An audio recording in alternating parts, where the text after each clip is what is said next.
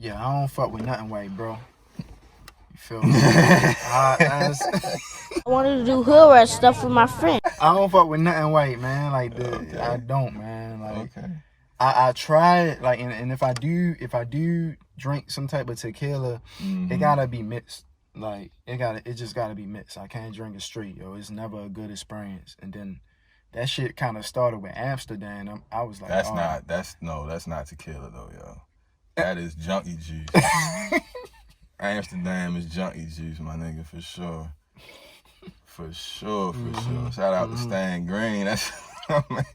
He still drinks that now in 2020? Nah. I don't know what Stan is on now, but Stan used to be on that goddamn Amsterdam for sure.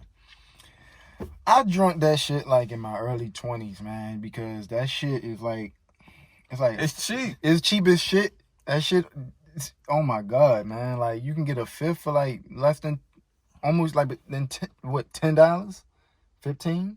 I have no idea, but that shit is not good for you, my man. None of this shit is really good for you, but yeah, nah, don't drink that shit, bro. But I mean, once again, the same way you can equate like how the fucking coronavirus is affecting black people because of being marginalized or these, what they say, preconditions. Mm-hmm.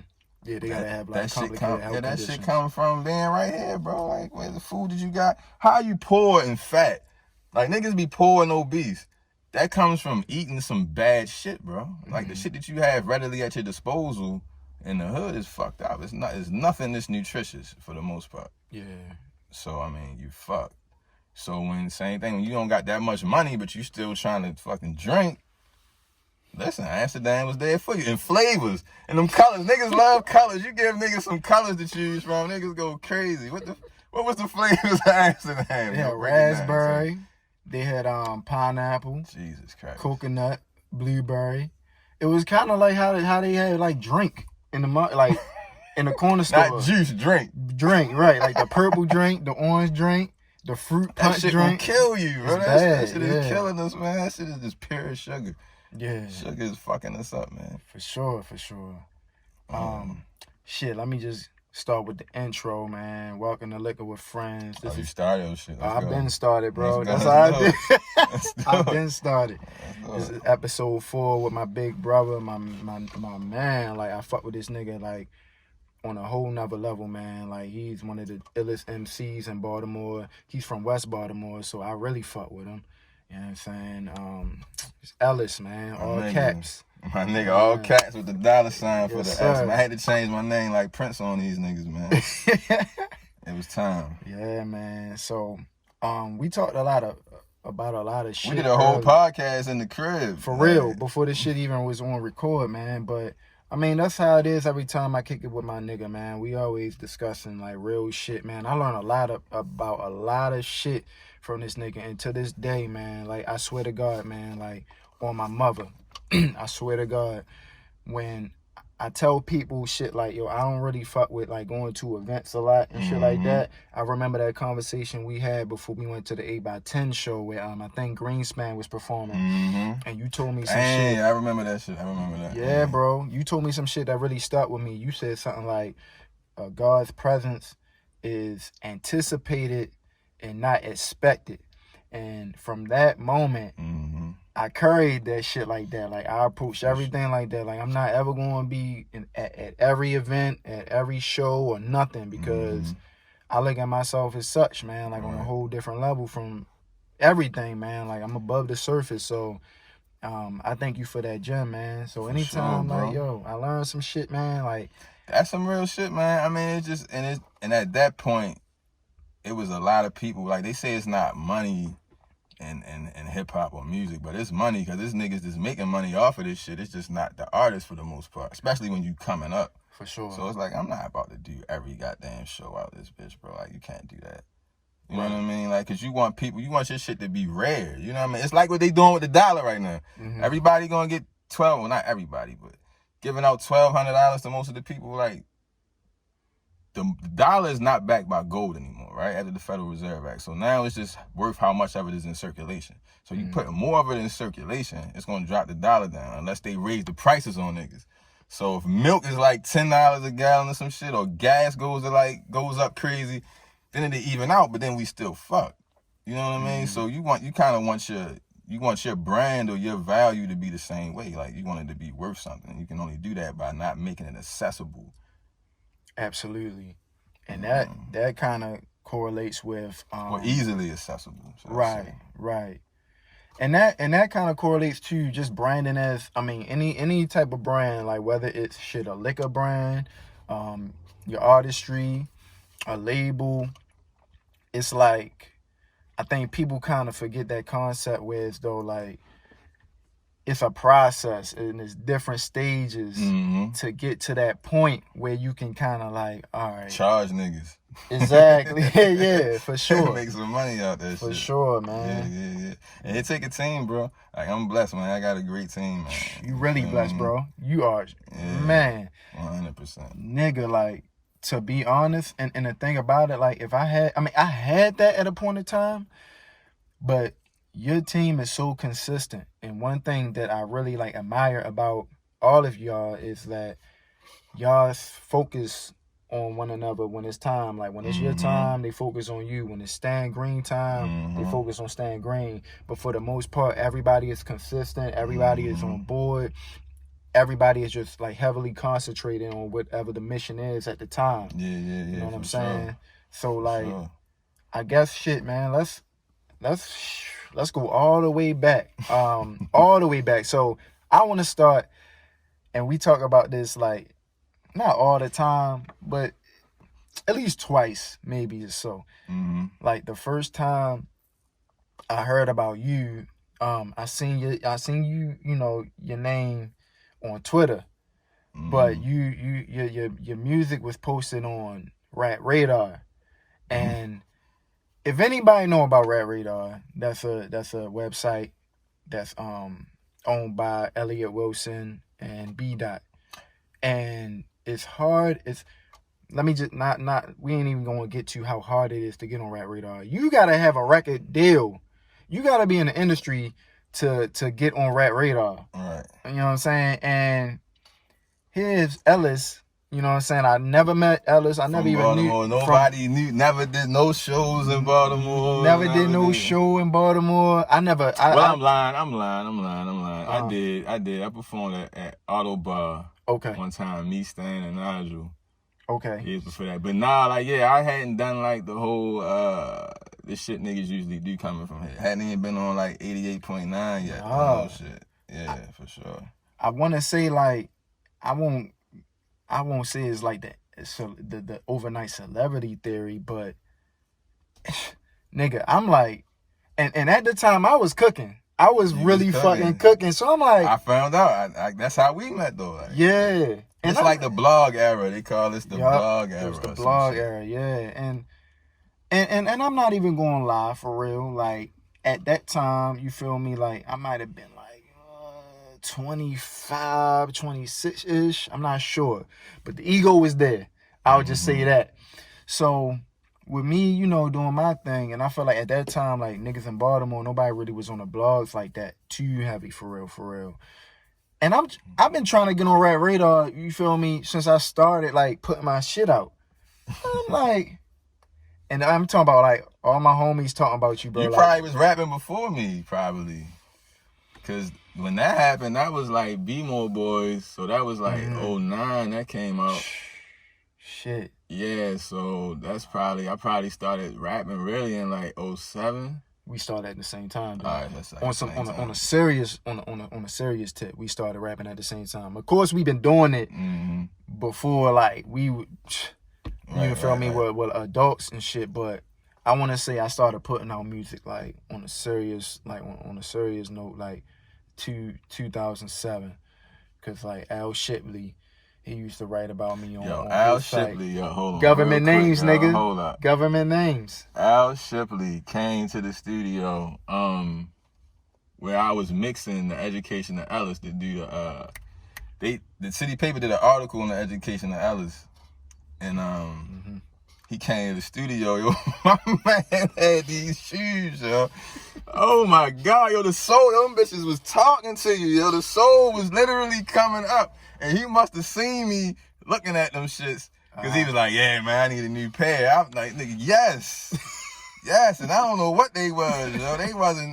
They wasn't no type of brand, and they was talking, you know. Right, Shout out to Al Ship. I know he got some new shoes by now, man. Hey, yo, for sure. Like, and what's so crazy, like, Al been like writing about me since I was like 19 for real. Yeah. So I don't know. He got a good eye for talent, man. He definitely do. And he got a good eye for talent, man. And he ain't no culture vulture, no shit like that. Cause he really was in tune to this motherfucking like the scene, like when it was like Scar Akbar, Ogun, Shelby Raw, Boss Man, Mully Man, Tim Trees. He been writing about niggas since forever, bro. Like forever. So I ain't know that. Yeah. So I definitely like and the thing I respect about Al, man, you know, I mean, you know, he's a white guy, by the way. But that nigga came to the shows. You feel what I'm saying? Like, he came to the shows. He ain't just write about that shit and listen to it from his bedroom or anything like that. Like, he was really out there. Yeah, he pulled up to the studio, man. Like, he really pulled up. You know what I mean? It was, now, luckily, I mean, not luckily, but see, that studio was different. Because it's crazy. Once I started fucking with Jeff, who was white, who was the white guy, we was in the trap, my nigga. Like, we was recording on fucking dope strips. For sure. Yeah. But he came to a more safer location. That's before I think was that before I met Jeff? That might have been before I was recording heavy with Jeff. I don't know. Okay. We drinking, man, so that could be, but shout out to Brain Trust. Shout out to Brain Trust, man. That nigga, boy. Beat by Brain Trust, dope as dust. Nigga. That's an ill white boy, man. That nigga be making a soul. Yo, he like, is he from Baltimore? Oh yeah. Well, see, it's crazy. His pops is wild because his pops actually went to the same college that I went to in West Virginia and played basketball too. So, man, his pops got shit in common. Shit. But he's from here. Yeah. For sure. It's the Baltimore Alchemist, man. Oh, 100%. You took the words out of my mouth. Yeah, 100%. The Baltimore Alchemist. Yeah, that's my guy, man. Dope as shit.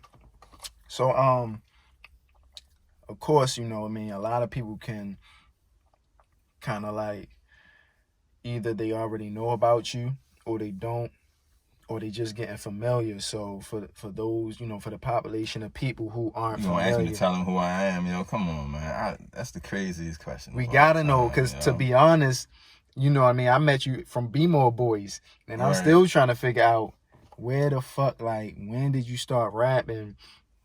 And when did you feel like, you know I started rapping in 2000 and...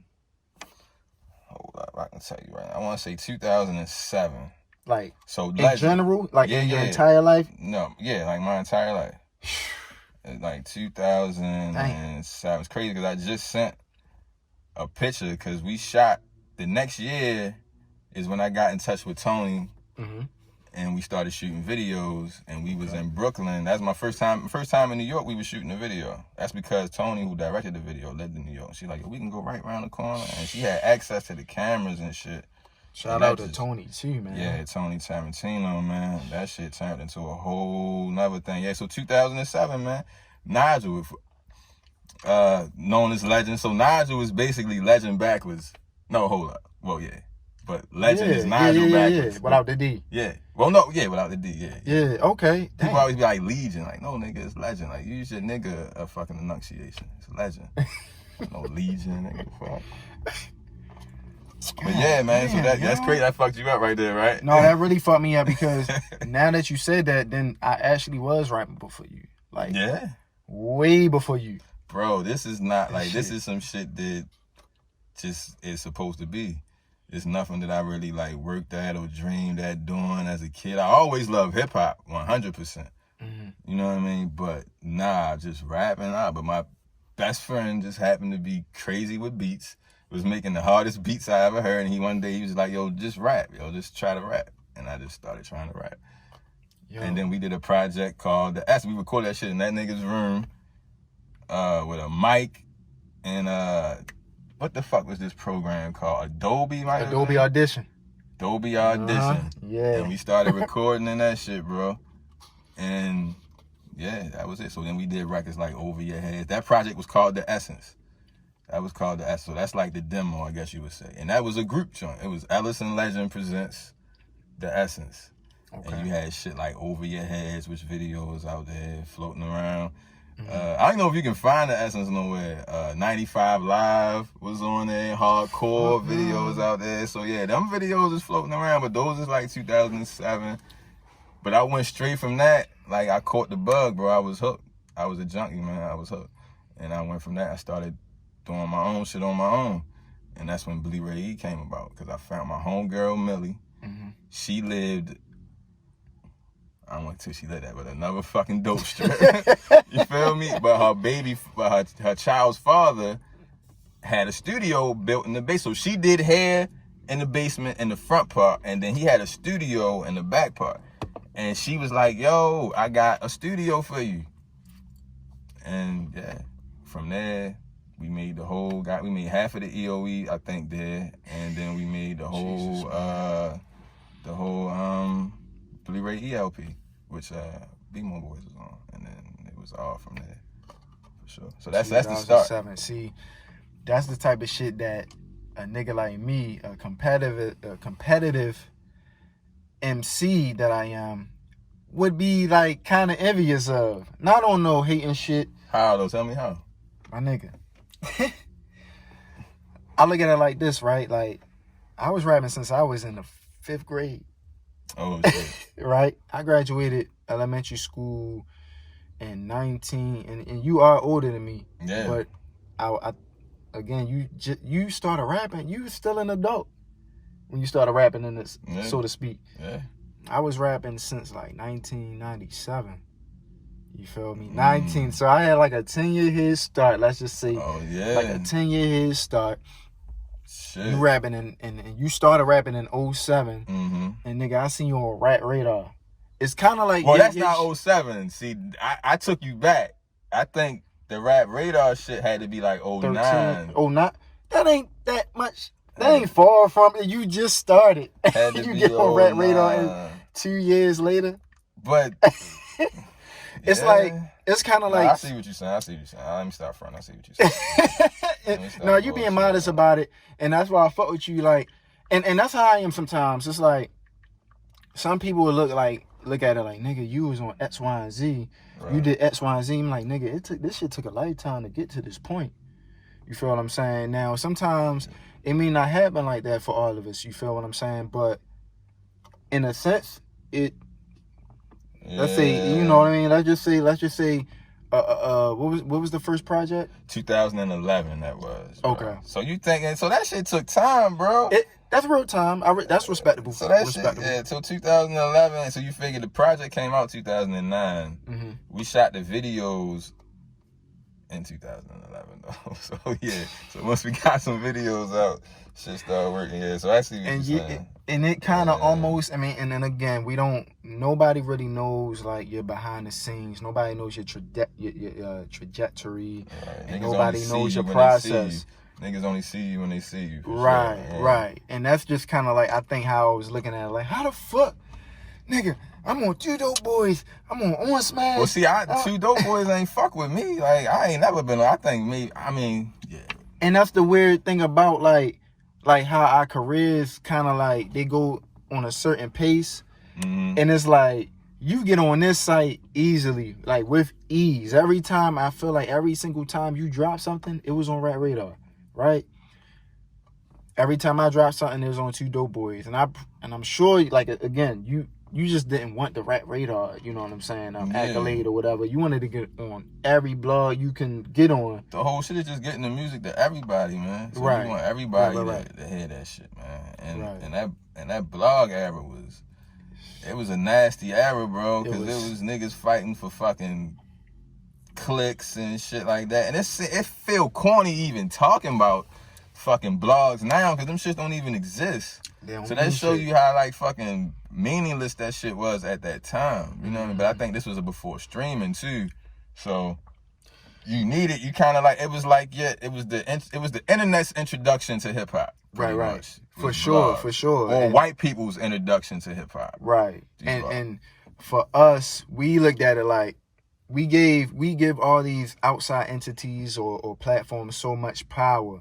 Mm-hmm. You know what I mean? Like once they seen that we would, not we, but let's just say the majority of us, once they feel with some type of desperation or you know, need to get on these blogs, these niggas gonna play you accordingly. Like, I mean, like, oh, okay, you need us to get on X, Y, and Z for real. Right. But it was strange, bro. Cause I mean, again, it was blogs that you got on, like Rap Radar. I feel like if I would have got on that would have been the end of my bucket list. But then, you know, you wanted to get, you know, you didn't get on Two Dope Boys, which is so fucking weird to me because I feel like you was that type of artist that the bloggers, like that, right? You know, posted on Two Dope Boys for real. Like you had that, like that. I ain't really know, but see, the main shit we talking about is just it comes down to who you know. Like, you feel me? That's anything with life. It's who you know. That's why networking is so important.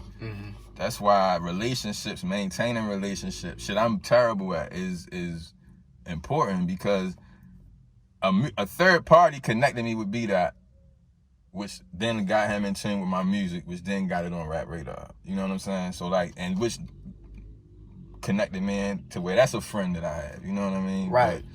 So that's how I got on it. I know somebody personally that's there, and then not to mention Jimmy, don't hate, be hated. Jimmy is from here.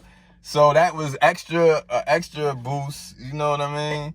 And even his story is so fucking interesting, bro, because he just met, you know, Elliot Wilson just off early Twitter, just politicking about hip hop. That's what he told me, at least. Like, you know what I'm saying? I never asked him about that. That's what's up. I had to know, bro. I had to know because it's like we live in that city where it's like a lot of niggas don't. Well, nobody's made it here in rap, bro.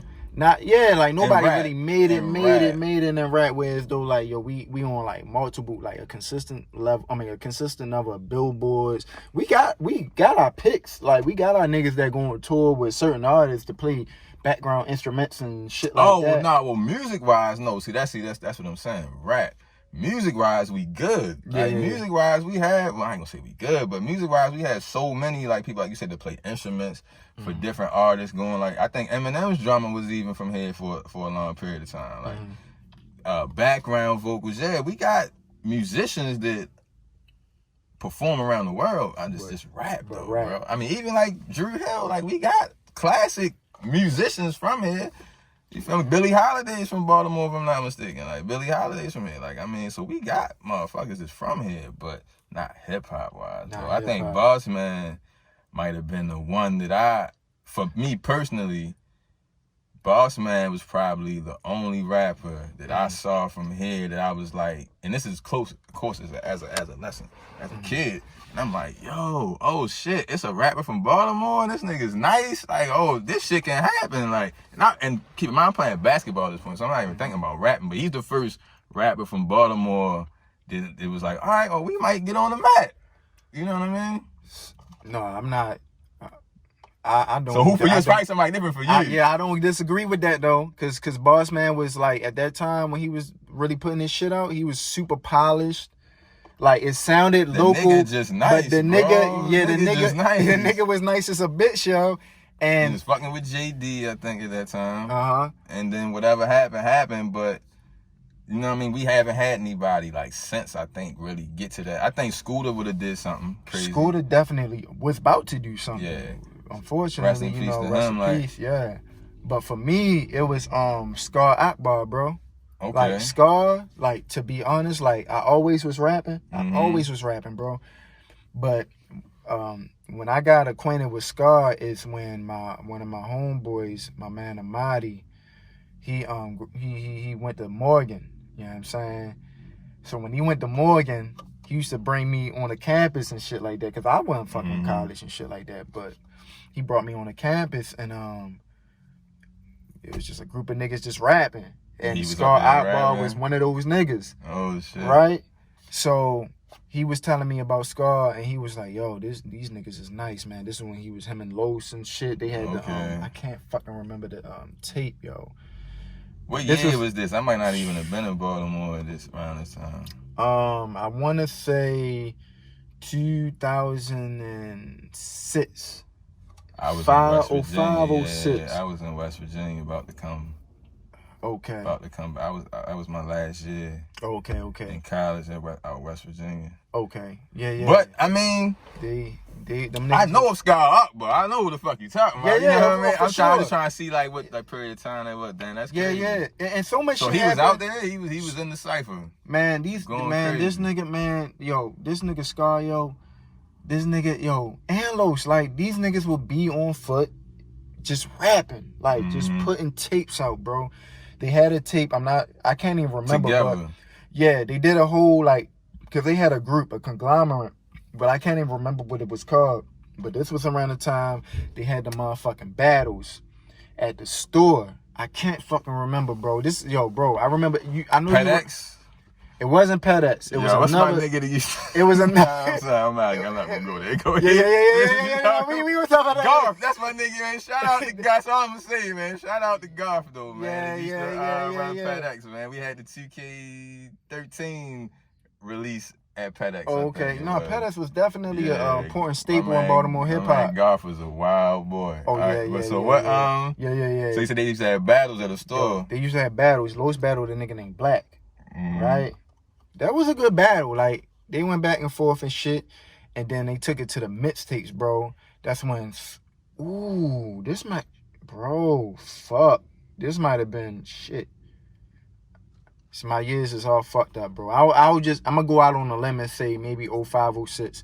But when they had this mixtape, man, Los had this freestyle on the Eminem Stand beat, dissing the nigga Black, and he fucking killed him.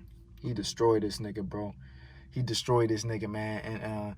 But I mean, I say all of that to say, man, Scar, man, from that moment, man, when I seen Scar doing this thing and then with the tapes, I was just like, yo, this is what I want to do, yo. If these niggas getting this type of traffic, this is what the fuck I want to do, man. I think, me and my homies can do this shit, you know what I'm saying? All my friends was rappers at the time. Like, I started with a group. Oh, shit. I started with a group. Man. That sound like mostly everybody's story for the most part, man. And y'all broke up. What happened? Y'all niggas was beefing. Beefing, man. I won't say we was beefing. I want to say like with me, bro. I'm a like a visionary, bro. They didn't see the vision. I won't even say they seen the vision. Shit. I just seen the vision for myself. Like, yo, I'm nice as shit. I ain't gonna lie to you, bro. Like, one of my friends then, like, this nigga, his name, Zach. Shout out to Zach. We not friends no more, but I will never take this away from him, bro. I didn't even know, like, I used to make beats before I was rapping. Shout out to Zach. Y'all just let niggas know, Zach. Nah, yo, cause I'm real. My man transparent, bro. Like, we ain't cool no more, bro. But that nigga taught me a lot of shit, and I ain't gonna take that shit Zach, away if from you see this, man, call this nigga, man. Make that shit right, man. Call my man. Nah, yo, cause let me tell you what this nigga Zach used to do, bro. Nah, don't do that. I ain't gonna do it. We'll talk. Don't do that. But nah, yo, I'm a real nigga, man. Like, if I'm not friends with you no more, yo, it's because of something you did. It's something you did to me, man. And like I said, we was all a group. So everybody was on the same accord about this nigga. Like, all right, this nigga on some goofy shit. Like, this nigga be disappearing, then he be appearing, then nigga, listen, bro. I became a solo artist by force. It wasn't like my this was not my plan. Right, cause you just started rapping. Yeah, Alice as a thing trust me, it was not my plan. Yeah. But when Nigel was like, yo, I keep it 100. I don't even think I ever told the story before. But Nigel was like, yo, I don't want to perform and shit. Like, I don't want to rap no more. It's like, yo, what the fuck? Nigel was rapping. Yeah, it started off as Ellison Legend. Okay, so it wasn't just him doing the beats. He was, that nigga, I don't think niggas don't. He's just how you said, Jeff. Brain Trust is the Baltimore Alchemist. He's the Baltimore RZA. Cause I mean, when you hear him on the record spitting, like, he go crazy, man. Like, he used to kill me on records, bro. How you feel about Stan, yo? Because I know y'all niggas be sparring. Like, how you give it up to Stan? Like, how long has Stan been rapping, or how do you give it up? Stan been rapping way before me, too. Stan was rapping way before I was rapping. Me and Stan, chemistry is crazy, bro. Like, we got, like, the records we make, because we're not, like, very similar humans, but when we do music, bro, that shit is always crazy. Like, and it's not even, like, no trying type shit. And I can't sing. So I can come up with some shit and he will nail it, bro. Like, I can come up with a hook or some shit and he will fucking murder that shit, bro. You know what I mean? So that's like, I get to live through him and Legend, you feel me? Like, if I could do beats, they would sound like Jeff and Nigel shit, for sure. And if I could sing, it would sound like Stan. You know what I mean? But rapping now, I kill some niggas now. Niggas hunting season every time we get on the record. Nah, yo, that shit y'all did with Ill Conscious. Shout out to Ill Conscious, because I know about Ill. Yeah, shout out to Ill Conscious, man. Them verses is like fire. Yo, them verses is old, bro. We did that shit so long ago. But bro, for real, that was like so long ago, man. Yo, but that was like some of the best fucking verses I've heard. Gotta find strength in your ancestors. Systematic oppression. All y'all niggas was just on some shit like, God damn, y'all gonna hear what the fuck I'm talking about for real. Nah, that was a dope record, man. That was probably my favorite posse record since the one niggas did with Kane Mayfield. Shout out to Kane Mayfield. Oh, that's my man, yo. Shout out to Kane Mayfield. You pulling out the fucking OGs, man. We had a crazy posse joint with me, him. I'm about to fuck this all up. Green was on there. Shout out to Greenspan. Easy was on there. Easy Rider. Yeah. Shout out to Easy for real. Easy Jackson, my man. He was on there. Damn, it was a lot of niggas on there, man. And that was a posse joint. But me rapping with Legend and Stan, yo, I'm prepared for that shit at all times, bro. Like, I'm never getting on a record and not killing niggas. Never. Yeah. Because I'm conditioned for that shit from rapping with them niggas. And then your crew, like, these are niggas that you, like, you built with. Yeah. Like, if they don't prepare you to tick off anybody else here, like, right, you know what I'm saying? Pointless to even be fucking with them. Yeah. Yeah, no, still sharp and still, man. Like, even down to Tony, like, she calls with the craziest motivational fucking speeches and shit. You know what I mean? On some shit, like, you I'm know glad what I got to meet her that one time, bro. Like, yeah, you was in man. New York, man. Yo, you put me on the show, shit. bro. You put me on your show, yo. Nigga, I caught a concussion that day, bro. Are you serious? Yeah, man. Me and Mel went to, we was in Soho. I was shopping, went to grab some shit, some clothes. So I'm a tall nigga. And in the restaurant, it was these projectiles that come out the fucking wall, yo. This is some crazy shit. So I go to use the bathroom, turn the corner, boom, smack shit, right? So if you see the pictures from that night, I got a Band-Aid on my head. Oh, shit. Yeah, that's because I fucking ran into the goddamn wall, bro. I was fucking early and shit. Damn. That was a rough night. But Damn, yeah. bro. And you was, I was about to start naming names. No, we ain't got to do that yet. I'll turn this shit off. Yeah, we'll do it later. But yeah, but some Baltimore folk came up and enjoyed that moment with us, yo. Yo, that nice was performance ill, bro. in New York. Yeah, man. Nah, we was in Manhattan. That was dope, man. That was a dope event. That nice was super venue. dope. One thing, yo, for real, bro. I ain't gonna hold you, bro. Like, and I swear to God on everything I love, bro. I was just like, between, like, you, like, Al Great, at Scar, like, niggas that spit. Shout out to Al, man. Yeah, that's my nigga, man. Like, I just really wanted to be, like, accepted, because I ain't really think I fit in y'all wave for real. Because, like, my shit, like, my style of music for real, like, I could spit, like, you can hear that, but, like, the type of beats I would rap on, like, I would be on some pop shit. Bro, that's why I bought, man, I remember the first record we did on the 2K13, The Death Comes in the End. You feel me? And that's why that's why I knew you could fit in that pop, brain trust beat. You feel me? Like, I knew you would sound good in that motherfucking, with that sound on that pocket, man. Yeah. So I heard it. I've been heard it from the jump. I mean, don't get me wrong. Like, I come up from that club, bro. Like, the first albums I ever listened to in my life, I swear on everything, bro, was Dougie Style and Wu-Tang Into the 36 Yo, Chambers. my girlfriend Like- in middle school got me Doggy Style for Christmas. Real shit. Hey, yo. Christy Fisher, man. Hey, yo. Christy Fisher, man. Thank you, man. Appreciate that. Nigga. I got her some, matter of fact, and I got her some, this wasn't a one-sided situation. I got her some, what was the socks that was popping in? Y'all want to say it was... Same most? Nah, man, this is 6th grade. This is like... Bro, you older than me by hell yeah. like a couple. But I got her something nice too, though, man, yeah. But no, Doggy Style was one of the greatest albums of all time. That shit changed my life. What? Changed my life. Nigga, what? That shit changed my life too, bro. On some crazy shit. And not just that. Like I said, Wu-Tang changed my life too. You know what I'm saying? Like, I know, like, Bring the Ruckus. I can't ever forget that one. And then, like, I ain't gonna lie, like Biggie, Ready to Die. And then just like the videos, like the music videos them niggas used to have, like with Hype Williams, like that shit really made me really wanted to do that shit. Like yo, these niggas look so cool, yo, doing this. It was a movie, yo. Yeah. Videos was a movie back then, bro. Mm-hmm. Videos was a fucking movie. Niggas had the budgets. What album did it for me? See, you named... Yeah. I would name every one that you said. I think The Mob, though, for some reason, that Infamous album... The first one? I think their first one was Juvenile Hell, but yeah, that first one that we know him from, for sure. Infamous, though. Like, the shit with Survival of the Fittest and Eye for an Eye and Is that the one where the it's a picture of a bunch of don't get me wrong, maybe a bunch of niggas, but it's like yellow and blue? Yeah. I'm not sure. Yeah. No, that's it. But that album right there, like, and then the Purple Tape. Oh, my fuck. Yo, let me tell you.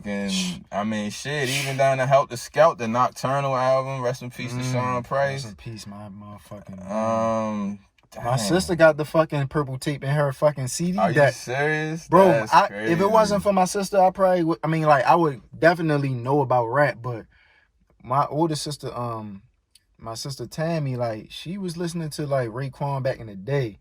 Now, granted, shit. I'm sure some niggas she was fucking with that was fucking with the Wu-Tang, but listen, yo, when I be she had me get my nephews and niece from school and shit, and she got like a van and this shit. Joint right here, that's the shit. Oh no, not that one. It was another one. Oh, see that now. Go home and listen to this one. Okay. This Infamous, bro. That's a fucking classic. That shit. But you say your sister had the Purple Tape in the whip. She had the Purple Tape in the whip, for real. I mean, she been had this shit back in the day, but like, like to now, and then I just started playing the CD. Like, I just like listen to music when I'm driving. Then, you know what I'm saying? I hear that.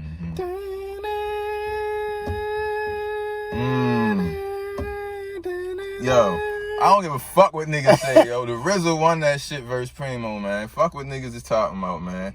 No. Oh, no, bro. See, okay, let's do it. Let's do it. So, look. I'm going to say this. I will say this. Just like with the Manny Fresh. I was about to cop a D, bro. Hold on. I'm going to say this. Go ahead. Scott, okay, as far as the impact, because I was mentioning this as far as the Scott Storch and Manny Fresh. That was not a good matchup for Manny Fresh. But I want to say this. I think Manny won that, but go ahead. I mean, Manny did. Okay, no. I don't know.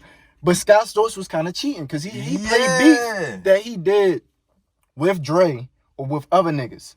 Like collaborative beats and shit like that. Yeah. Manny ain't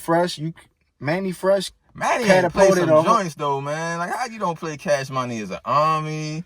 He ain't play that? No. See, I ain't watched the whole battle. How you don't play, like, he ain't going to... He wasn't in his mind, He ain't going to his big timers bag. Like, it's a couple joints he ain't play, bro. And just like RZA ain't play Fourth Chamber. RZA ain't play Cream till the shit was over. Like, what the fuck? I heard he ain't played Triumph in the battle. He played it when it was over. Yo, it's a bunch of joints, bro. Like it's fucking... He didn't play Glaciers of Ice, my nigga. Like... My nigga. I don't see, nah, yo. But my thing for this, right? This is my thing with the RZA Primo shit. Is that Primo, and I think it hurts niggas in this versus shit. it always hurts the person who doesn't have recent music out. Okay. You know what I mean? Because people gonna automatically connect with either what's the ultimate classic staple shit that only a few niggas are gonna have, and the joint that's knocking right now. Okay. You know what I mean? Okay. And the RZA, I see, but and that's why I can't even say that, because he got the joint. Okay, how early are you going with the hardest Primo beat? Is what? Because that shit RZA did with Kanye, and the shit that he did with motherfucking Kanye and motherfucking Jay-Z. Kanye, did he the shit he did on Watch the Throne. Oh, me and the crazy. RZA Connect, they did the Raekwon cadence and shit. Yeah, that shit is crazy. He ain't played that. Damn. No, he played that. He did? I'm just saying. Oh, okay. I don't see how you can really put Primo, how niggas say Primo won that shit, or Primo is. I don't see how you say Primo won that shit. Fuck that. All right, so I love Primo, bro. Primo, yeah, listen, yeah. My top 5 is RZA, not in no order, but RZA, Primo, Havoc, Dr. Dre, and damn. You want to throw Timberland on it? Man, on some mainstream shit? No. Pete Rock. Ooh. That's my top 5. Ooh. My top 5 is Primo, Pete Rock, Havoc, Nigga. Dr. Dre, and who the fuck is that? Bro, I got Troy. RZA. I bought Troy on. Troy is on my motherfucker. I don't buy too many music, but Troy is definitely a single. I'm gonna tell you, that man. I bought. I can't even listen. I cry every time I hear that shit now, because my cousin, who actually was the first nigga to really put the battery. My cousin was more like my brother, but he put the battery in my back to really be like, oh no, nigga, you nice. Cause you know your homeboys is really super cool, so they don't want to really be on your dick. Like, bro, I can show you so many text messages where a nigga be like, yo, not to be on your dick, but yo, I mean, it's like, yo, the fuck out of here. Like, yo, if it's good, it's good. Yeah. Fuck. But he was the first nigga to really be like, yo, unite, you know what I mean? And then, yeah, so, and his name was Troy. You know what I mean? So, like, every time I hear that record, bro, and he put me on the hip hop. He put me on to the Mobb Deep album, the Purple Tape, the Double Disc from the Woo, the Biggie first album, Illmatic, Back to Try. He put me on to all the hip hop shit. He was the big cousin, you know what I mean? Yeah. So I mean, that shit fucked me up when I lost my man. Sorry, rest in peace, bro. Sorry for your loss. Yeah, but Troy, that's how big a record like that is. You know what I mean? Troy is a fucking beautiful ass beat. Bro. Like, nigga, how yo? Come on, man. Then when Troy stands for till they reminisce over you, like, come on, man. Like, that's right. It's like, that's wild, bro. That's wild. Yeah, it's super wild. But we came up in, but that's the era, bro. Like, and I don't think. I'm not one of them niggas to be like hip hop is super trash now, because I listen to all that shit that come on. I enjoy a lot of it, and it's like any other era. It's whack shit and it's good shit. Absolutely. Back then, what I mean? Yeah, it was whack shit back then. It was whack shit back then. Yeah.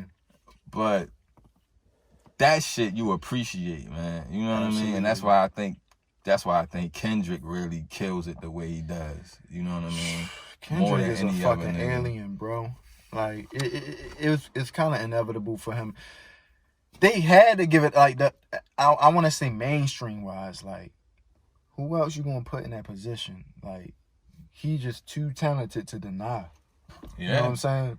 But back on the battle, bro, I want to just put the disclaimer out, like, as far as, like, if I'm just going to pick a producer, I'm picking RZA all the time. But where Premier had the edge is, just like with Scott Storch, Manny and RZA only produced for one group. They didn't have like records with other niggas. All right, now you want me to tell you the difference with that is that the Wu got 9 niggas. They true. All different niggas. All different styles. All of, like, that's what's crazy about the Wu. All them niggas was different. It's easy to find 9 niggas that on the same shit.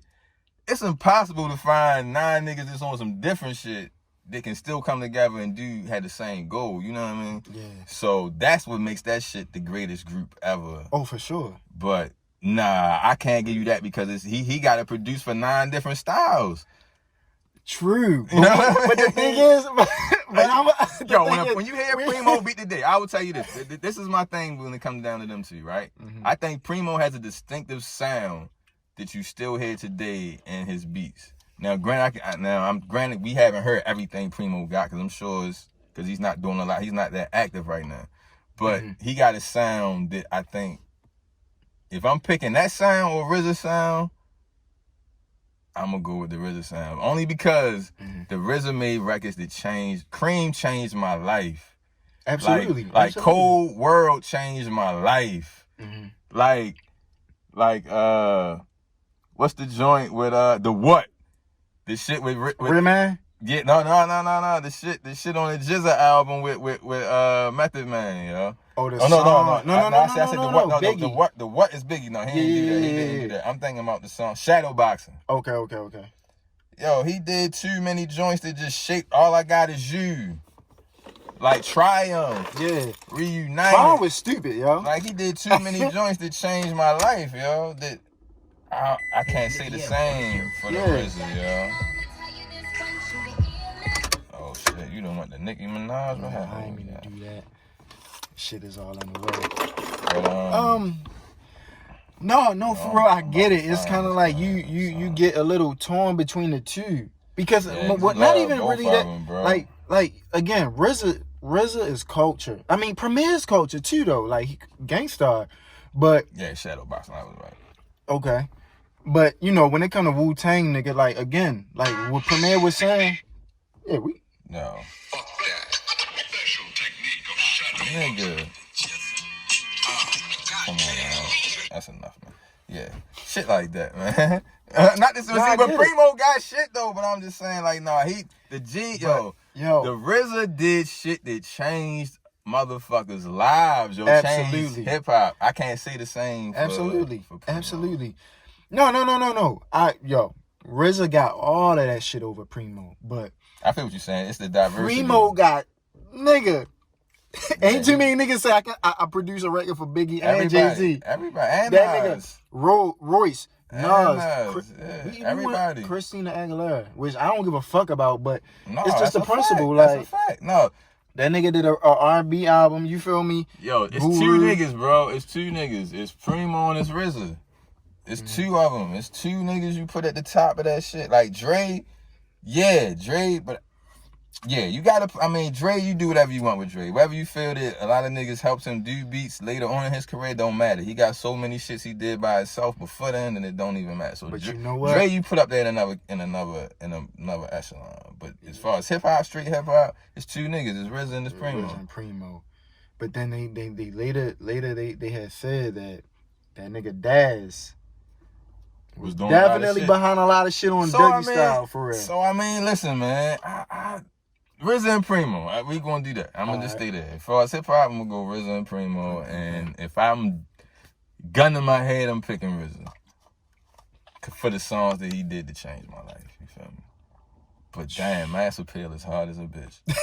God damn, that beat hard as shit. Nigga, Biggie, like one of my top 5 records, like Kicking the Door, the 10 Crack Command, like yo. I feel like Biggie went dumb on Primo. It's like when you get a Primo beat, and I'm so mad. Like I wish RZA did do that. You feel me? But he got a joint he got a song on that same album though. Long Kiss. Shit, how'd that go? Nigga, listen, man, we got technology, nigga. I'm trying to I'm just saying, like, as far as just like working with like every fucking like yo Primo. But it's like if you name somebody, I can RZA. Okay. Outside of like the obscure motherfuckers, like you can find somebody that hold up, man. What the fuck am I looking for again? You said RZA did something on Biggie Life at the Biggie shit. Yeah. All right, so while you looking for that, right? I'll say this. Let's just say like we got a top 10 or top 5, top 10, top 20 dead or alive. Every nigga on that list got a beat with Primo. Primo did a beat for every nigga on your top 10, yo. I feel like. But does that... It don't take nothing away. It don't put him over. I agree with you. I get what you're saying. RZA, but I'm talking about that battle in particular. RZA had the cheat codes. Long Kiss. I mean, Primo had the cheat codes. It's just like, all right, you gonna play something from Method Man, you gonna play something from Ghostface. Shit. I make your mouthpiece so beast like the Reese.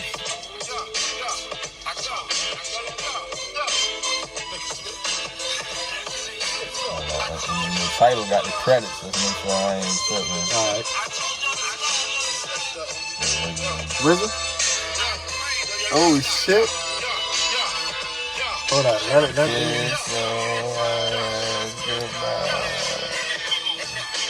make your mouthpiece obese like Delarice. When I release, you lose teeth like little C's. Nigga, please. Blood flood your dungarees, and that's just the half of my warpath. Laugh now, cry later. I rhyme greater than your average player, hater or spectator. Buy my CD twice. They be like, yo, he nice, but that's on the low though. You want to know the difference between like Biggie and these niggas now? Nigga, his first 4 bars was fucking deadly. His first 4 bars. Yeah. That's something that like I feel like you gotta do. Like if you do anything in a verse, make the first shit you say hard as shit, and make the last thing you say hard as shit. Right. If you gonna do anything, start that bitch off hard and end that bitch crazy. You know what I mean? Mm-hmm. And that was damn, yo. Yeah, so I never knew that shit. Yeah, man. So when we talk about these when we had these conversations, man, like people just don't rewrite history, yo. Sometimes people get to making their own facts. Like you can have your own opinions, and you know what I mean. Because at the end of the day, these battles are they're not like they're subjective. You know what I mean? We all have our own biases and shit. Like you know what I mean. So it's never gonna be a definite winner, but let's not rewrite history. Like you know what I mean? So why the fuck he ain't play that, yo? Like he played it during the battle. He played it after Unbelievable. Yeah, after he played Unbelievable. Oh shit, it's unbelievable. Nah, that's a clap. That's a, you know what I mean? I wanted to do hood rat stuff with my friend. Probably got an iPhone maybe 6 years ago, maybe something like that. Damn. Maybe 10 years ago, and that's like late in the game. Yeah, that's real late. But you know, it's funny that you mentioned that because when I seen you on, because I always knew you had a Twitter, but bro. The way you used to, you ain't really tweet personally. You just tweeted your music. You was just about your business for real. Yeah. And then like once I started seeing like you actually tweeting, I'm like, this nigga Ellis is on Twitter. Like he on it now. Like tweeting like regular shit. And then it be bored like shit. Like especially right now on the quarantine. What else you got to do for real? Yeah. But like a year ago, I started taking it serious. Like, you know what I mean? It's fun. I like it. I think. It's fun. It's funny too. It's the best form of social media, in my opinion, because you can use it like the news. You can go in there and search whatever you want to find, and recent information about it will pop up. And Instagram is just remedial, bro. It's like reading a book that has pictures. It's like, you know what I mean? It's like a picture book, which is cool. You know what I mean? True. But Twitter really gets into like your personality, who you are. Like you say, you can be funny. You know what I mean? Yeah. Shit like that. I love Twitter, man. It's I don't know, man. I kind of grasped the concept like quick, like as soon as it came out. And how to fuck with it? Yeah, and to be honest, like I used it to my advantage, and I'm not just talking about the regular vague promoting shit. I'm talking about like you said, like kind of like putting yourself out there a little bit. Like people kind of know who you are based off of like how you tweet or what you talk about. You know what I'm saying? So they can get a not a broad picture, but just a baseline idea of like, who you are. Of your mindset and shit like that. But then sometimes I'm just on there fucking around. Bro, I was using it for all the wrong reasons. I was the DM king, bro. So, though I might not have been tweeting, nigga, I was tweeting. It was just in somebody's inbox. You feel me? Like, yeah, for sure. I met some beautiful women off of Twitter, man. Oh, Twitter. Thank God. But yeah. You know what, man? I've especially, like I said, like... More than IG, too. Man, for real? Way more women on Twitter than IG. IG? Yeah. That's interesting. It's like, with IG, like, I need to know how you look like. You know what I'm saying? People don't post enough. Once you post a picture on Twitter, it can go away. I mean, now they got the media bank where you can just kind of scroll down. Right. But it's flustered like with a bunch of other shit, like you know what I'm saying? Memes and shit, gifs and all that shit. Yeah, so it'd be hard to filter through. I was late to Instagram though, bro. I know. I was late to everything. I was late to Instagram though. So I'm just now getting the hang of that shit, like posting. Cause I'm guessing, like, I mean, bro, if you really want to be a geek and then you get down to the analytics and when you should post and how many times you should post, like, that's just too much, bro. Like, you know what I mean? Like, I'd rather, that's why I can see how some people really have somebody just run their account when they get to a certain level of fame and success. It's just like, bro, I don't got time to be doing all this shit. Yeah, it's a lot of layers with Instagram and Twitter too, depending if you're using it for like monetary things and stuff like that. And the analytics, yo, that shit is like really a class on that shit. Like it's so deep. But for sure. I even kind of grasp like the concept of the analytics too, like just the basic analytics as far as when you should post. Like I noticed, like, truth be told, I didn't believe it till I tried it. Like I posted like a picture at like, I want to say 10 p.m. And a lot of people at home, they just scrolling and shit. They in their beds getting ready for the, you know. Say 10 p.m.? Yeah. Okay. Because, you know, that's downtime when you're home. You know what I'm saying? True, a lot of people don't go to bed that early. If they not already knocked out. But so you said 10, that's a good time? Yeah. For me, I would say for my demographic of followers. Yeah. You know what I'm saying? Because I typically got a lot of, like, I want to say, like, a lot of my followers are probably from the ages 21 to my age, 34. But then, you know, I got, like, you know, my older sisters and a couple of older people scattered around. Right. You know what I'm saying? So I try to just kind of, like, stay in tune. And I'm not, like, no old-ass nigga. Like, compared to a lifetime, 34 is not old, for real. Nah, not at all. Like, nigga, I'm 37, so shit, I hope 34 ain't old, because then, nigga, I'm done. Shit. The fuck? Damn. 37, man. That's a... Damn. Don't even feel like it, bro. Yeah. Can't even hold you. I feel better than I felt when I was 27, for real. Just because I'm in better shape, I'm taking better care of myself, I'm eating better. Yeah, I see, man. You know what I mean? Really fucking, like, getting it in for you, for real. Yeah, man. Like, I don't smoke no fucking tobacco no more. Them Black and Miles was killing a nigga. You feel me? Then wrapping your weed in tobacco was just like, I really stopped that. I'm gonna tell you how addictive tobacco is.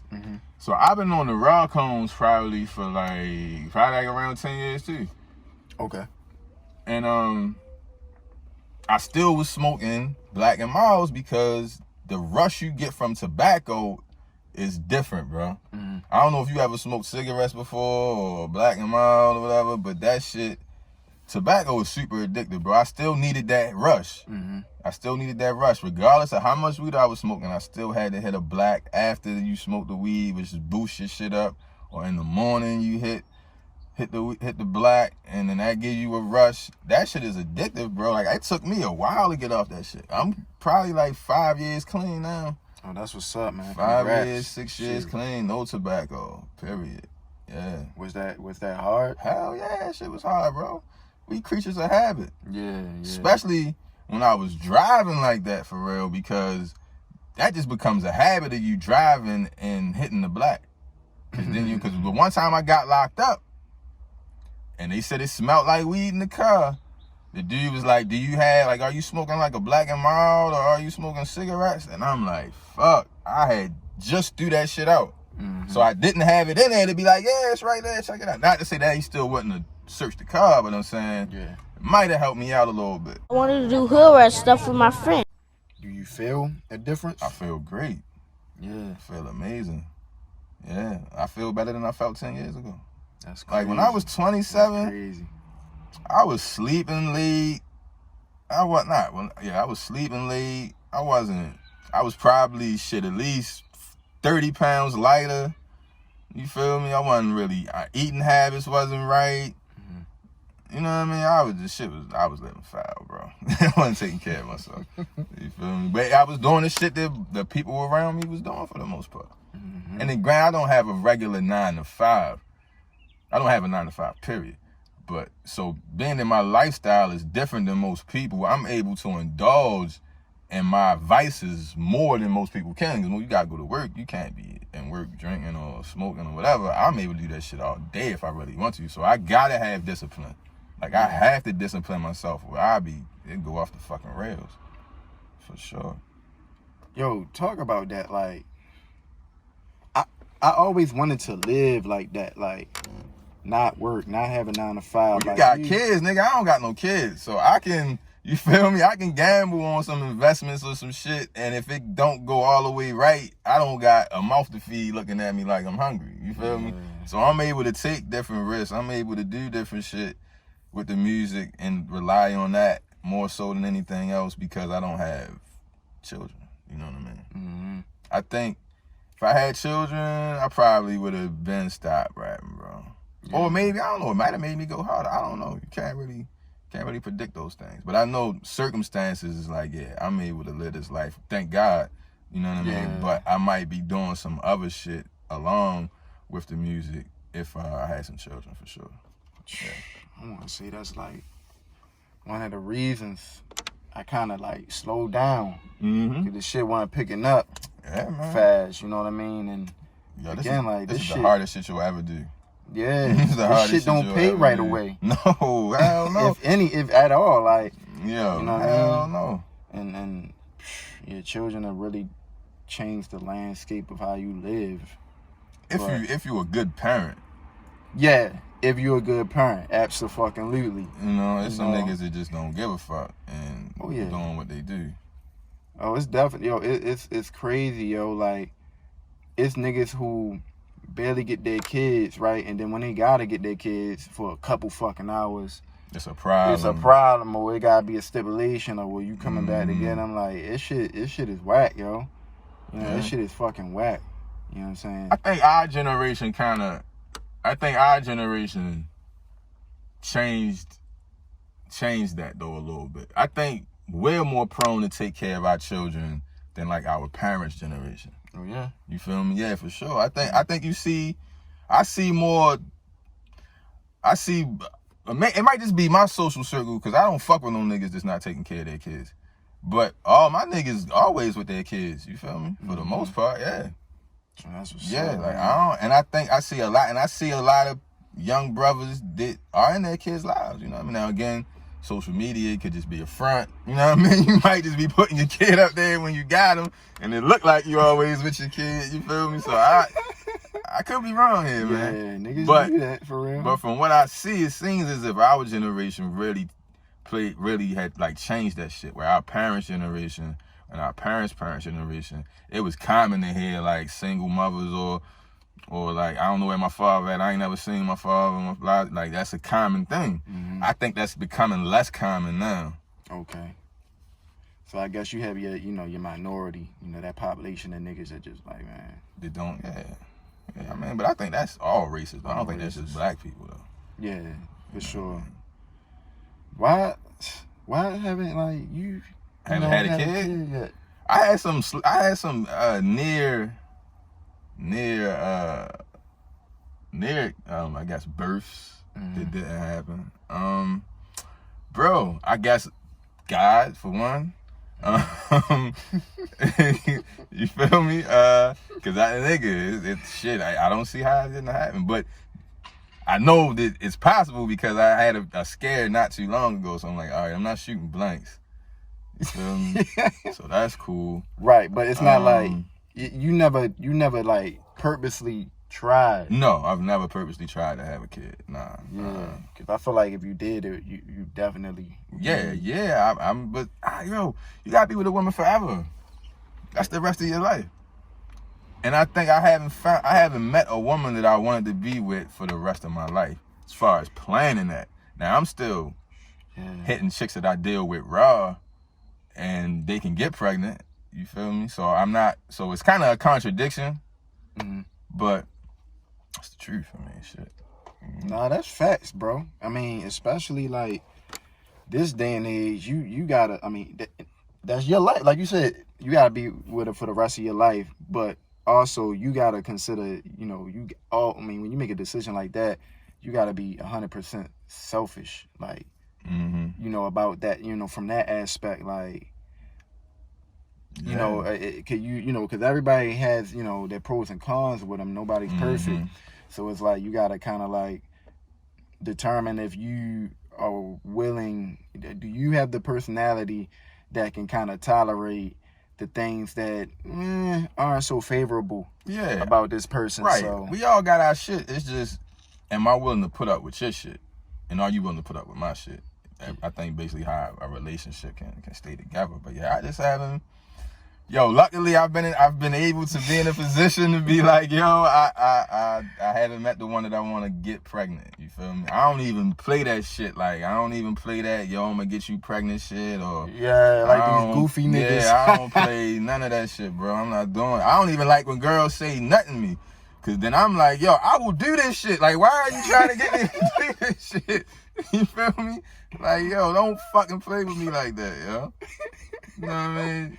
Come at me and then be looking at you crazy in a couple weeks. Like, yeah, yo, you know what, man? I'm a victim to that dumbass shit, man. Oh, shit. And that's why, bro, like, I got a crazy testimony, my nigga. Like, I only, you know what I'm saying? I got Aiden. Speak and then, your truth, King. Yo, for sure. Like, I got one on the way that I'm actually. Congratulations on that.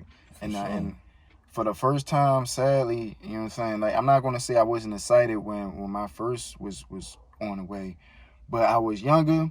Mm-hmm. I was hot. So I was just nervous, you know what I mean? Because I didn't know, like, you know, I was just kind of like facing the uncertainty. What was your relationship like with Shorty? It was a little iffy, you know what I mean? Like, and it was. God damn. It was in a way like my son was the reason I tried to work on my relationship with his mom. You feel me? But it was like, that's not what I really wanted to do. Right. You know what I'm saying? So that happened, and did the abortion ever come up? It was never brought up. Oh no, never. Cause you know I cared about her. You know what I'm saying? Okay. But to be honest, in hindsight, looking back on it, I didn't care about it the way I should have. You know what I mean? With, you know, due to the circumstances. Right. So like, you know, it was just, I was just dealing with a lot, bro. And then like I was rapping. Like I was super fucking hot then. This was like 2011. Okay. You know what I mean? Me and Street Scott was cooking up the Die Brilliant project. Gotcha. There's a lot of shit going on, bro. And me, like, I lost my virginity when I was 21. So he was a late bloomer. I was super late. So you went crazy. Bro, I was went crazy, nigga. Nigga, listen. Nigga got some pussy and went nuts. I wanted to do hood rat stuff with my friend. You just trying to feed your ego, man. And you're not even thinking straight. Like I'm hurting, you feel me? You hurting people to try to satisfy yourself. You know how selfish, like, now when it comes to that, like, that's the most fucked up way to be. You know what I mean? And then these bitches, man, they just look like a piece of meat.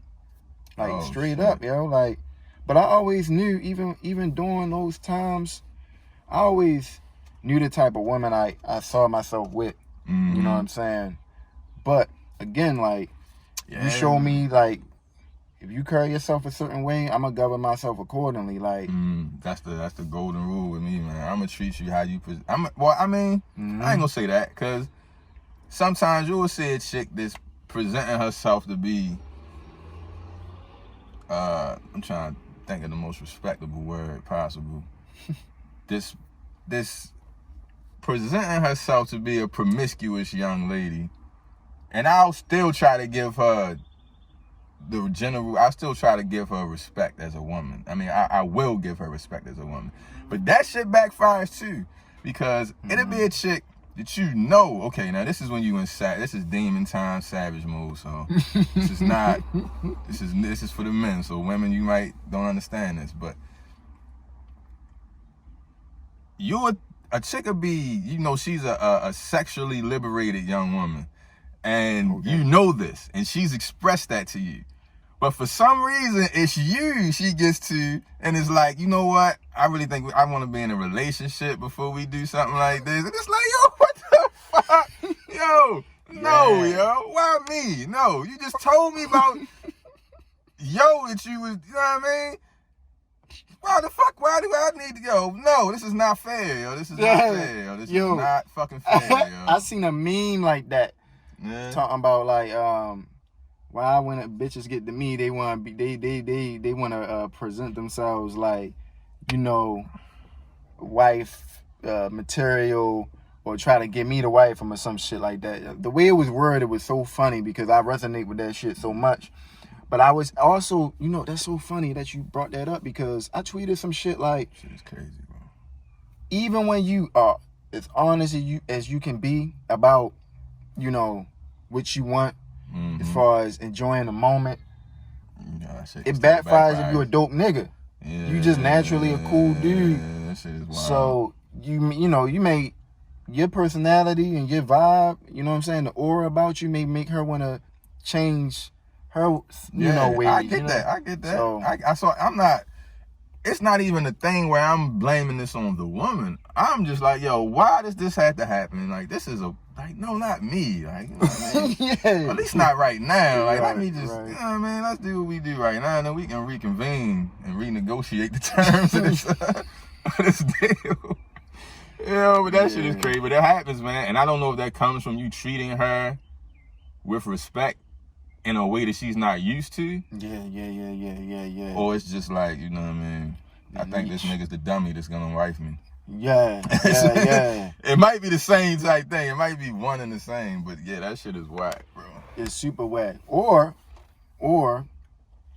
it can backfire this way. It can be a situation where, fuck, I just lost my train of thought. But a situation with shorty when you treat her with respect. If you treat her with respect, you know, she Knowing may she's not a be slow- used to it. She might take advantage of the shit and mistreat you. Oh shit. You know what I mean? I mean, not like it's gonna happen because I'm gonna catch on to the shit right away. But she gonna try. You know what I'm saying? And that's what I be It's wondering. crazy. Like, yo, do you think I'm the sucker? Like, yo, I'm the sucker. Like, Yo, on yo, God. come on now. And- Me? But then, like, You don't think I'm smarter than that? I always gotta have this conversation, like, with women. Like, listen, let me tell you why this situation didn't work out. Because XYZ just had me fucked up. Like, I'm nice. I'm nice till I'm not. Right. And when I'm not, it's like, take it for weakness. yeah, it's bad to the point where as though whatever you did to me first, I'm just so fucking extra with the way I retaliate about certain shit. Yeah, like I'm a petty nigga, yo. I'm a petty. I can't help it. Yeah, I'm petty too, bro. I like, can't help it, man. But I never initiate the bullshit, bro. Nah. I can promise you that, like, my defense mechanisms is just like on 100, yo. Yeah. Like, I can't stand disloyal or disrespect. Just, oh my God, just man. all that shit is just, and that's males, females, all that shit. Like, you know what I mean? And I think that's not cool, because you gotta know when to just be like, yo, fuck that shit. You gotta know when the shit ain't really worth your energy and your time. Absolutely. Man, it's tough, bro. It's very tough, but you know, I think sometimes I kind of battle with, okay, is it worth the fight? Is it worth me going the extra mile just to show somebody and it's some male ego shit involved in that, for sure. You know what I mean? Like, do you really want to, you know what I mean? Yeah, so. But yeah, well, shit, man, like, fuck all that bullshit, man. Like, let's get to the music. Back to the music, for real. You just dropped Godson of Soul. Godson of Soul. Is it an album? Is it an EP? Or what is it? It's a collection of my favorite songs I've made over the last, well, all right, every song on there was made from 2015 to 2017. That's crazy. Except for Smooth Sailing 2, which is a record that was supposed to be on the project me and Jeff about to put out. But because Alchemist used the same sample on a project he put out, Jeff didn't want to fuck with it. But because this was like this is really some shit that this is really like some last minute, spur of the moment type shit. Like I said, Godson of Soul was supposed to have a script, supposed to have been a film, all that. But during the quarantine, it's like, yo, I fucked myself up taking like 2 years off from 2016 to 2018. and it was the worst thing I could have done. And the day and age we live in, like, you gotta stay current with your content. Yeah. You know what I mean? So I'm like, fuck, we just gonna flood them, bro. Everybody's home right now. All shit else to do. Although that these are records that I really wanted to curate and probably add some more and really skid it out. It was like, nah, bro, just get this to the people. You know what I mean? Just give it to people. And also to let niggas know, like, yo, I can do this whenever I want to do. I can drop some shit like this whenever I want to do it. And I think it was dope as a good lead up to, because it's only 8 songs, right? And it's wild because Ellis Island, which came out like a year ago, was also 8 songs. And I'm not a real big EP guy, but I don't know if niggas are like conditioned today to listen to 16 songs. Nah. I don't know if it's possible, bro. Like, that's a stretch nowadays. Yeah, like, I don't know. And I'm trying to think even for myself. Usually when I'm sitting down and we vibing to some shit, it's a playlist. It's a bunch of songs niggas done put together. Unless it's like a new album that's coming out, then I'll bump it for a little bit. But I don't know if the 16 song, I know streaming wise that shit is beneficial. The more songs you put on the project, like for the streams, but I don't know, man. Like, so anyway, yeah, those was like my favorite records. Like, Long As You Living, You're Winning. Shout out to Chris Prism. And got to shout out that brother, because I done had them beats. I mean, I had that song since 2015. That's like 5 years, bro. That he been like, and you know how producers get, bro. Yeah, like, producers you want to use that? Yeah. Did you do something to this? Yo, come on, you already know what time it is. But I think the fact that we did other records that came out, he was cool with, like, all right, I know you got a plan for this. And then, damn, I know he probably like, dang, I thought we was shooting a movie and all that shit. But it's like, I just put that shit out, man. So records like that, Root of Evil. You really hear a lot of legend shit, because you haven't really heard a project with a lot of with predominantly legend beats since the Education of Ellis. And he did like 5 records on there. And Brain Trust really just did the intro with Nigel, and he did Smooth Sailing too. So this is the first project you heard in a while with not a lot of it's not predominantly Brain Trust. It's just it's a different vibe, man. It's really, and it's kind of like, I think it's ushering in the evolution of where I'm at, like artist wise. Because I think you'll hear when you listen to Solidified, which is the project me and Brain Trust gonna put out, you'll hear how it's like they're kind of intertwined in one, almost. You know what I mean? It's just that Solidified is a more current version of myself. So you'll hear the evolution. So as good as so when you hear Godson of Soul and you be like, oh, damn, this shit is dope, just know that it's a whole nother level that we tapped into. I just felt like these records were so good and my favorite records that it's just like, yo, here, take these, man. Y'all deserve it. Niggas just been holding it down for this long. Here, y'all can have them. Yeah. And there's also a confidence in yourself being like, yo, I can give away my best shit and still cook up something better than that. And I had a safety net, because I felt like I already did that with the Solidified album. It's done. You feel like we just waiting on some features, but other than that, that's done. So I was like, oh, I got some. All right, let me give them this, because they're going to think this is the pinnacle, the zenith, and then we going to smack them in their face again. So, yeah, that's what that was about, man. Yeah, I think your creative, like, process is interesting, because I know the last time we spoke, I forgot what project you dropped. You said that shit was already done for some time. And I'm just like, yo, you be holding on to music. Yeah, that's a bad thing. That's a bad thing. Yeah, I shouldn't do that, bro. But no, I mean, not holding on to the point you not releasing shit. Okay. But the shit you put out, that shit was done. It's not like you in the studio this week, next week, and then you drop the shit next month. Yeah, like, the shit you be dropping be done for months. Yeah, and me, I be so anxious. I'm not that patient with my shit.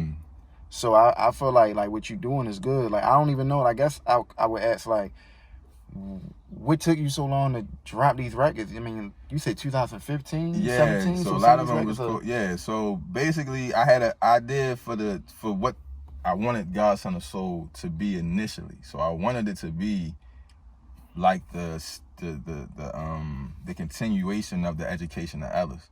So I wanted there to be like a film component with it. And that's really what was kind of holding it up. So that's why I did like So with this project coming out now, I already put out Ocean Grown, which I made separately to this.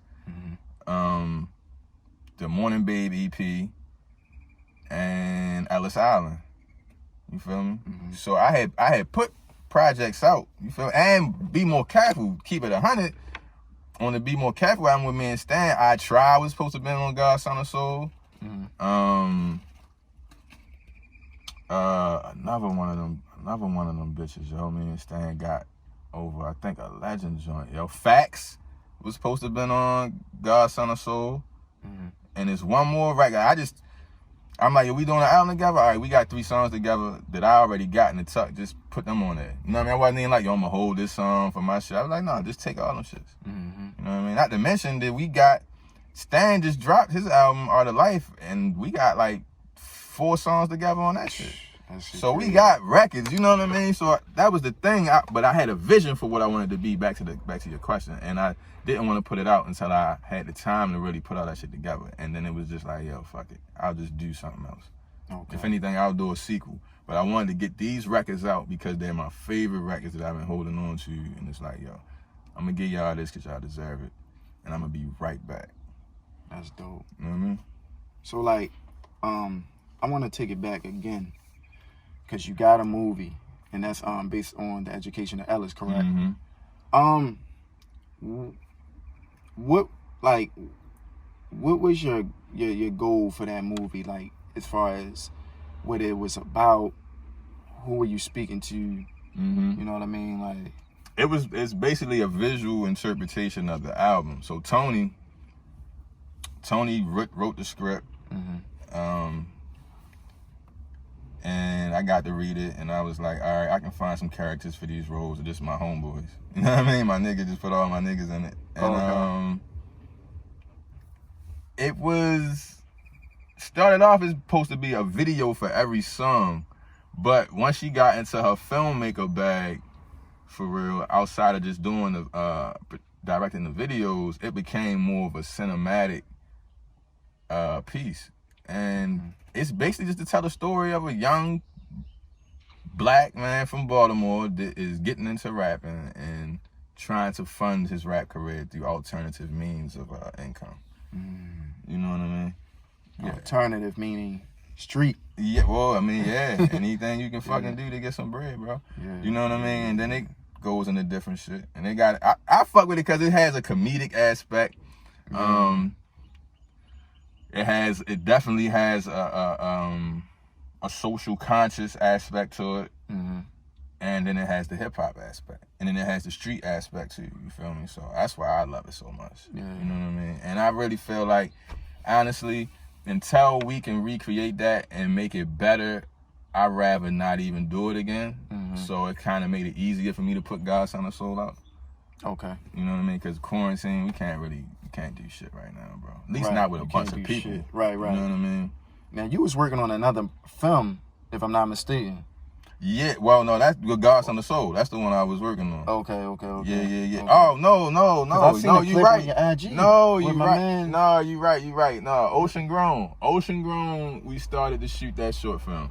So we were going to do a short film to Ocean Grown the way we did Education at Ellis. And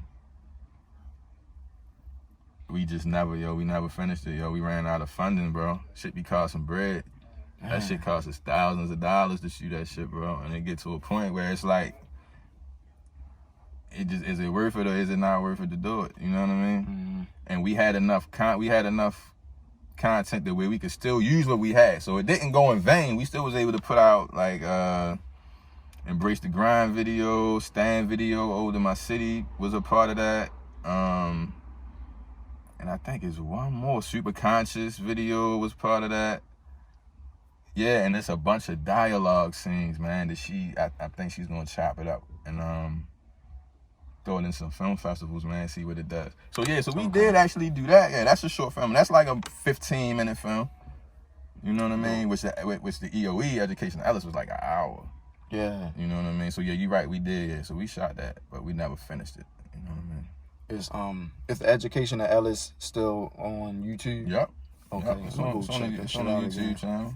Cause it was a while, like, since I seen that shit. Yeah, that's like almost shit. That's like 2013. I think the film came out 14. It's like 6 years. Yeah. 6 years ago. Yeah. Damn, man. Hell yeah.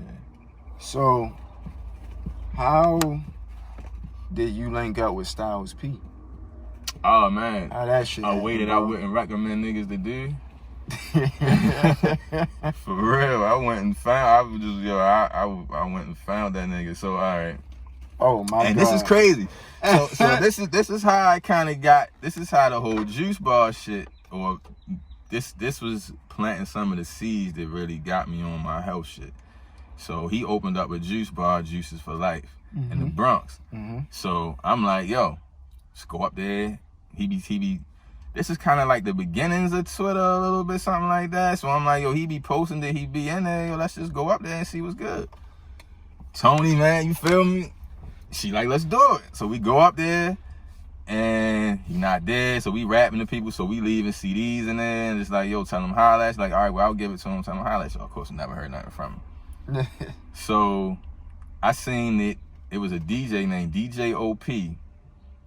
Who was he was always hanging around these niggas, and he was starting to host some of their mixtapes. So I'm like, all right, I'm gonna get him to host my mixtape. You know what I mean? So he hosted. So actually, the first 2K mixtape is hosted by DJ OP. Yeah. So I'm hounding him like, yo, what's up with Styles? Yo, what's up with Styles? And he was trying to middleman some shit at first, probably trying to get a couple dollars out the situation. And I was just hounding him so bad to the point that he was just like, yo, I'm just gonna give you his fucking number, bro. And he gave me Styles' number, and I called that nigga, and he was like, yo, I do it, yo, send the song over. If I fuck with it, if I like the song, I do it. If not, I'm not gonna do it. And I sent it, and I think I was in New York at that time too, so I sent it, and I went to Manhattan like to go buy some clothes or some shit. And he called back and was like, yo, come to the studio. Went to the studio, he already did the verse. Yeah.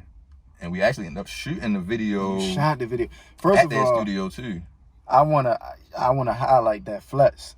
A lot of niggas can get a feature if you're funding right. Right. Maybe you still gotta be dope, and you feel me, and that about it. But nigga, not only you got the feature, he shot the video with you. That shit crazy, bro. Yeah, bro. I mean, he's the realest nigga, man. Like, cause to this day, like, anytime the Locks is in town, that nigga call me, bro. It fucked me up every time. Like, the Bad Boy reunion show when they was on tour with Grizel, like, I've been there. Like, if I'm not backstage, I'm in the crowd watching the shit. You feel me? It's always tickets left at will call. Like, he always hit me when they come through. If I call him, honestly, it's niggas that I know don't got shit going on. Like, I ain't doing shit with they self. And you call these niggas and they not answering the phone. How can I call this nigga and he answers the fucking phone? Like, you know what I mean? Like, that shit is crazy to me. Like, that blows my fucking mind. Styles P. That when you get energy like that, bro, it speaks volumes, and it really changes the way you like evaluate niggas. Cause it's like, for sure, like, if a nigga like Styles P, okay, he's not an A-list rapper, but he's a fucking legend. Yeah, I get what you're saying, but yeah, just on paper. Yeah. So, but he got a lot of shit going on. Like, you know what I mean? If he can pick up my line, you know what I'm saying, pick up his line for me, or get back at me at a reasonable time, and you motherfuckers, regular ass niggas, acting like I got so much shit going on. Even rappers, like, nigga, I've asked niggas for verse. Like, it's not that I don't purposely fuck with niggas. It's just niggas show me signs that let me know that I shouldn't be fucking with them. You feel me? But it's niggas I've asked for verses and still ain't got a verse.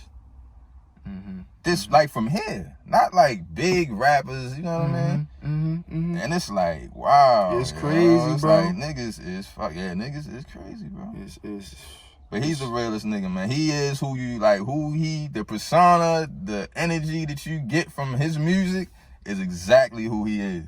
Like, 100%.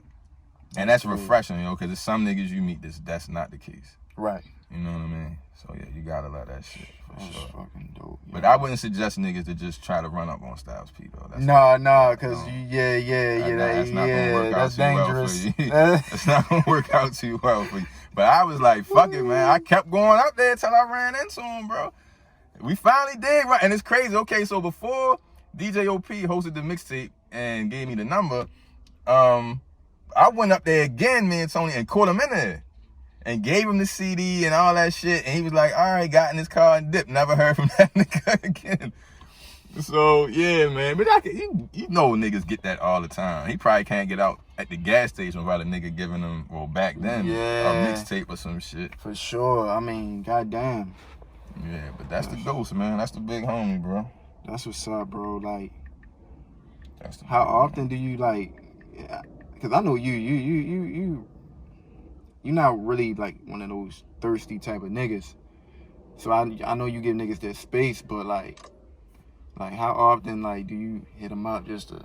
Not too. I mean, like, when I put the album out, I hit them, you know what I mean? Tell them check it out. Okay. The marriage boot camp shit, I hit him on some of them episodes, the trip, like, yo, because this shit is crazy. That's just intense, that marriage boot camp shit. So I hit him up about that shit, but just regular shit. Regular shit. Yeah, but not really not like every week or every day type shit. But I hit him up when I see something involving him that I think is dope. Yeah. That's what's up. Or if I got something going on I think he should check out. You know what I mean? I hope something big come from that, you feel me? You know what I mean? Like he throw you an alley-oop or something like that. And I know that's nothing that you expect. He done did enough, bro. Like, right. The fact that, yo, just, once again, yo, the fact that, yo, I look like he's a god to me. Like, you feel me? Like, that's one of my favorite rappers ever. And I feel I got a classic record with him where I'm holding my own with the Ghost.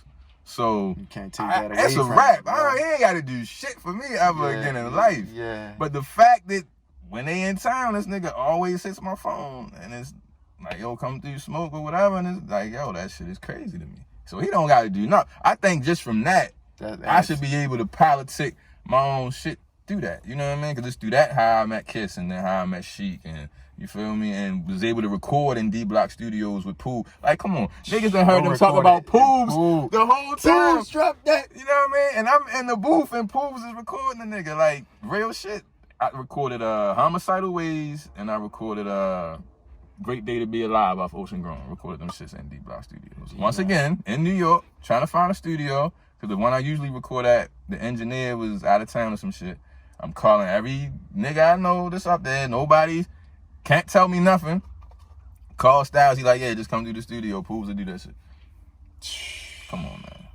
Crazy shit. You can't even take that experience out your narrative. Man, I wish I was on some shit that really been recording back then. Yeah. I think I probably had a BlackBerry back then. I don't even know if I had an iPhone at that time, bro. When was this? This is 2000. I had to, because 2010 I got an iPhone.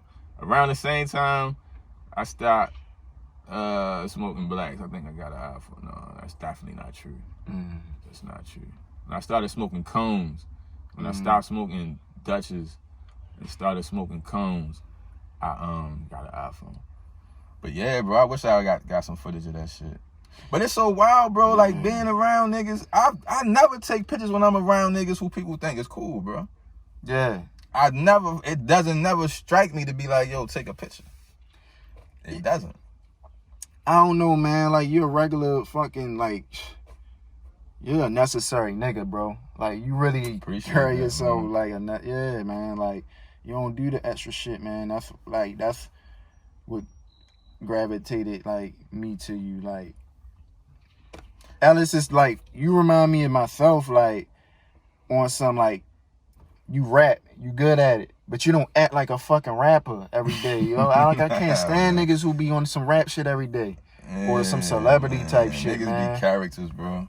Exactly. Niggas be characters. The best way to really explain that, like, niggas really do the fucking most, or they have that expectation that you supposed to know who the fuck they are. Yeah, bro. Because everybody, you know, probably some followers that and some views ain't shit, bro. Yeah. It's not, man. Yeah. It's not. I mean, because end of the day, the people are gonna decide what it is. So you can have, I mean, you see it. It's motherfuckers that I mean, just in this city, and not even to give no examples, but we've had people that have looked like they were gonna ascend to be stars or to at least make a name in hip hop, but they self-destructed, bro. They fucking self-destruct. I wanted to do hood rat stuff with my friend. You know, we've been like fucked up our entire life. So the moment we can change our situation, we just go for it.